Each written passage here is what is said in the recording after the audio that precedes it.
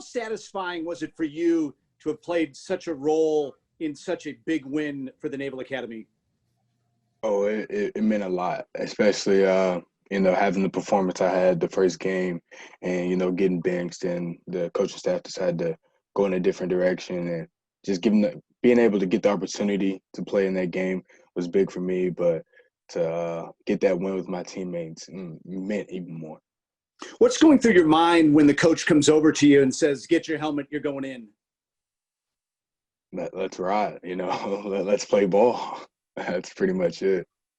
And it must also be pretty exciting too, knowing that you love to throw the ball downfield, and probably in the back of your mind, knowing that you guys needed to make up some points, that that was going to be part of the game plan once you got in. Oh yeah, that's definitely a good feeling, knowing that you're probably gonna put the ball in the air. That's one thing I love. Love to throw the football, so yeah, I was pretty satisfied with that. It seemed like you were seeing the field really well, and that your receivers were doing a good job getting open for you. What was that like when you went in and were able to start getting that momentum going with those passes? Oh, that's just a testament to our preparation, coaching staff, and those silverbacks, as they like to call themselves. We rep that every day in practice. We rep the plays that we run, and it was like clockwork when we got in the game. Once you're able to get the game-tying two-point conversion, was there any doubt in your mind that you weren't going to win that game? Once we got the 2-point conversion, I was like, this is ours. There's no way we're losing this game. And now that you're back at the academy, talking about, in the classroom, what's it like being a political science major your senior year with everything that's going on in the political landscape just a few miles up the road from you in Washington? It makes for a busy schedule. Not necessarily today. My only class today was thermodynamics, so that's interesting. But definitely, my politics in the media class, we definitely have a lot to talk about. Twice a week when we meet, we have a lot to discuss, and it's pretty fun to be a part of. Thanks a lot, Dalen. Thank you. John Schofield, Sing Second Sports. Hey, Dalen, John Schofield from Sing Second Sports. Number one, congrats. There was a lot of Twitter shade getting thrown at you guys in the first half. Scott would be the first one to tell you about it. We were watching it. Obviously, it was a rough thing to watch. By halftime for the season, you had been outscored like 79-3. You had obviously taken some lumps and licks in the BYU game. What does it say to you about the physical mission at the Naval Academy? That you had that chance after getting punched in the face to come back and redeem yourself. And did you ever have a doubt about your ability to come in and perform the way that you knew you could perform? Not the way you performed with BYU, but the way that you knew you could perform. Was there ever a doubt in there, or were you always believing? In terms of the mission of the Naval Academy, we are graduating warfighters, so to speak. So the physical mission is very important outside of football. But when it comes to the game and be able to respond, I think that really shows you who a person is, man or woman, how they respond to adversity. And I think I responded pretty well. Tell me a little bit about how the offensive line, protected you after really getting pushed around against BYU, gave you the time to hit those key passes, particularly the one to Cooper. How did you feel about the line's performance on Saturday night? Oh, the Slobs played one heck of a game, especially they like myself, they got a lot of hate after the BYU game. And they did the same thing, put the hard hat on, went to work, and they played a heck of a game Saturday afternoon. So last question, are you feeling any pressure at all, being that, Miles Fells, passed for more yardage than he rushed for? Are you kind of looking behind you, worried about what might happen in the future? No, I'm not worried about little Mike Vick back there. He almost got my head taken off, so I'm not worried about that one. Awesome, Dalen. Thanks. Thank you. Mike James, Rivals.com. Hey, Dalen. You took a pretty good shot on the 2-point conversion there, and it seemed like Tulane was really coming after you pretty aggressively. But you seemed pretty comfortable in the pocket. Certainly if you're looking at improvements over first game versus second game, you really looked like you were comfortable standing up and delivering the ball. Was that the case? Were you more comfortable, and what was the difference? I just think I played looser. Just was out there having fun playing football. My dad has a saying, it's just football when you're out there, whether it's primetime ESPN or it's ABC noon kickoff against Tulane. It's just football, and I think I just got back to that, not trying to be too perfect, just going out there and having fun. Thanks. Brent Brigham from the Colorado Springs Gazette. Yeah, Dalen, obviously we've heard from your coach about playing Air Force, when Air Force isn't playing a full season, and he's not for that. What is the player's perspective on what Air Force is doing? We want the CIC from the player's perspective. That's it. You got to go through Air Force to get that. If they play 2 games, 1 game, or 20 games in a season, it doesn't really matter. We got to play them to get one of our goals. And then obviously Air Force sounds like they've got a lot of players missing right now that went home on a turnback. What's the preparation going to be like when you really don't know the names of the personnel groups you're going to be facing? We're going to practice Navy football. Whoever they have on the field come 2 weeks, I think it's October 3rd, whoever they have on the field, we're going to be ready to play them. And then obviously the atmosphere at these games is always electric. When you come to the academy here, it's always full. It's not going to be like that this time, except for the cadets. How different is that going to be to play for a game with these stakes in a virtually empty stadium? I don't think we should take lightly what the cadets could do. I feel like they'll bring a lot of energy to the game, but just like Saturday, I think we brought a lot of juice on our own. I think we're going to do the same when we travel to Colorado. Okay. Thank you. Appreciate it. Kareem Cope, one of the Washington Post, and then we have some spots open. Hey, what's up, Dalen? Kareem from the Post. I'm just curious about your mindset last week. It would have been real easy to kind of get frustrated after that first game, and, you never want to let one team beat you twice. So I'm just curious, how did you stay in a good mindset throughout the week and, not get down on yourself even though, you had all the changes? It was very frustrating at first, but especially right after the loss. But at the end of the day, it was in the past, and you got to learn from it and move on. And that's what we did as a team. Did you do anything specifically yourself, or did you just go back to work just like a regular practice week? I didn't do anything differently. Watched the film Sunday night, Monday with the coaching staff, put the hard hat on back Tuesday. Cool. Quick and easy. Thank you. Thank you. Bill Wagner, Annapolis Capital, and then we have a spot open. Hey, Dalen. Let's go back to last week when the coaching staff decided that they were going to give Xavier Arline the start. You worked so hard for so long to get that job, and you lose it after 1 game. How did you stay positive? It must have been difficult. You saw your compatriot Perry Olson transferred.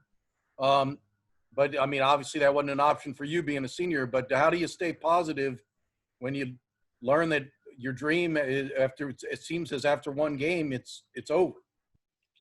It's disappointing. It was very disheartening after 1 half to get pulled like that.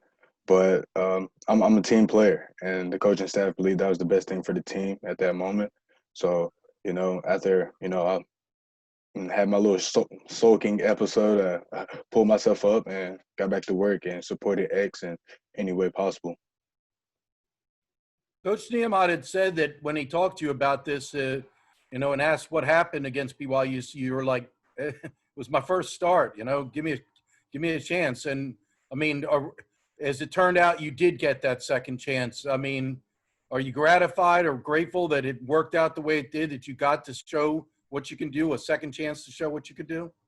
Oh, for sure. God always has a plan. I don't always know what that is, but yes, I'm very grateful for that second opportunity and looking forward to many more. And so at halftime, I think basically, the coaching staff said that we're going to roll with you, and whatever happens here, you're in. You're not getting pulled. Did that mean a lot? And I think that the way you played, the confidence you played with in the second half, I think it seemed like something clicked. Oh, for sure. Once the coaching staff decided to go with me, my teammates were behind me 100%, and having them, express that was definitely a confidence booster in me. And then, you now have 2 weeks before you play Air Force, which gives you plenty of time to, you were part of a training camp with no hitting. Now you can get some reps, and I know they won't hit you, but it'll be a different practice atmosphere. Are you looking forward to the next 2 weeks with, some contact and be able to, play at full speed against the first string defense? I think it'll probably prepare you a lot better, don't you think? Oh, for sure. It'll give me some spring ball vibes. Getting back out there with the ones and going 1-on-1. It's definitely fun. It's competitive and can definitely get testy at times. So I'm definitely looking forward to that. Well, then obviously, I think one thing we saw on Saturday is there's some weapons in the passing game. Obviously, Cooper is a legit receiver. Mark Walker is showing up. I mean, we haven't even seen much of Ryan Mitchell, but I know he'll be out there eventually making plays. And Gleaton, I thought he was going to come down with that one catch, but he got drilled in the back. But you've got some weapons. Can you talk about we didn't talk about the slots. Can you kind of talk about the weapons you have at your disposal in the throwing game? Oh, we have a ton of weapons on the offensive side of the ball, on the outside and in the slot. You say we don't haven't seen Mitch much. Mitch has a club on his hand right now, so it's a little tough to throw him the ball right now. Definitely should have got that ball out to Gleat a little sooner. Hopefully, if I do that, he gets that pass. But especially in the slot, we have Chance Warren, probably has the best hands on the team. Miles Fells and CJ Williams is back. He's electric with the ball in his hands. Missed him twice, so I told him I owe him two come next game. But the weapons that we have on this team we have a lot of weapons, and we plan on using them for sure. Last for me, I mean, obviously what we saw on Saturday was, positive as far as the passing game. Do you think this could suddenly become Air Midshipman or Air Morris and start throwing it around more 20 times a game or something like that? Or do you think Navy football is Navy football, the option? Navy football is always going to be the option. We're going to run the football. We're going to be a physical team up front, but we're going to run the football to open up the pass. And hopefully if we can get to 20 times a game, I won't be complaining, but we're definitely going to keep that physicality and brand of football for Navy football. John Schofield. So on that note, Dalen, you're obviously a much more passing-oriented quarterback that, even Bill Wagner and I were talking about it on our pod today that, between you and our line, you had 20 carries for 36 yards. Chance Warren, 3 carries, 16 yards. Now, Carruthers and Nelson Smith, definitely went out and ate. They did very well. Is it as you prepare for Air Force, do you see yourself trying to involve the slot backs more? Do you see yourself getting more acclimated to being the starter and running it more? We all know how comfortable you are throwing it, but is it concerning for you at all as you progress through the season, that it's been hard to really incorporate the slot backs into the O? I wouldn't say it's concerning. It's definitely going to open up to get the A-backs the ball in the slot through the option. That's just repetition and game plan stuff. But I think Coach Yo called me slow during the game. So I definitely got to up those rushing yards come 2 weeks. Well, I mean, full disclosure, even we tweeted from Sing Second Sports that it looked like you were having a hard time, finding the holes and getting those decision points. Completely unfair comparison to go Malcolm Perry comparisons with you. But do you think, as not that you are slow or that you think you're slow, but do you think that that's an area where you can improve? Making those decisions in the option a little quicker, particularly playing an Air Force team that is pretty familiar with defending the option since they run it? Oh, for sure. There's always room for improvement in every aspect of my game, but especially the option. I wasn't an option quarterback coming in here, so I definitely have a lot of room to improve, even now, being 4 years into the system. Last question from me. This starts now a pretty grueling schedule. No weeks off come October 3rd. Air Force, Temple, at ECU, Houston, at SMU, Tulsa, Memphis, USF. I mean, it's basically every week until Thanksgiving.